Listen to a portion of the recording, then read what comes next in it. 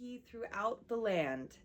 That is the charge of Leviticus 25 upon the advent of the Jubilee year, when all indentured servants, all slaves could go free, and the land would be in its fallow period.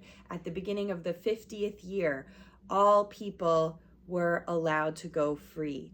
And there's an important message at the beginning of that verse, which is that you have to proclaim the liberty. At the beginning of that year on Yom Kippur, the shofar would be blown, signifying that it was time for freedom for all slaves and indentured servants and for the land.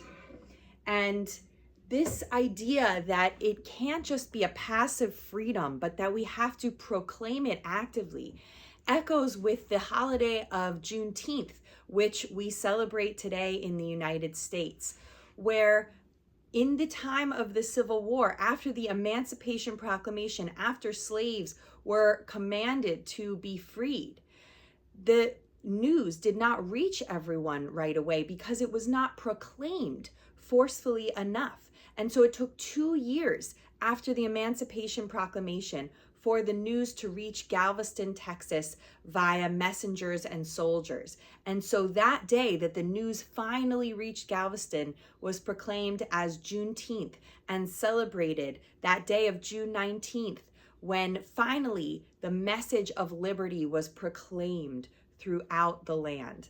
And this is the same message that reads on the Liberty Bell in Philadelphia, which says that you must proclaim liberty throughout the land. And this idea that a bell would toll to make sure that this necessary freedom was not just passively enacted, but actively proclaimed, actively created, actively made into reality, that freedom was not just an idea, but a practice. And so on this Juneteenth, and as we get ready to celebrate the 250th anniversary of the creation of this country, the creation of that bell and that idea of essential liberties for all human beings, this is the time not just to celebrate freedom, but to actively proclaim it.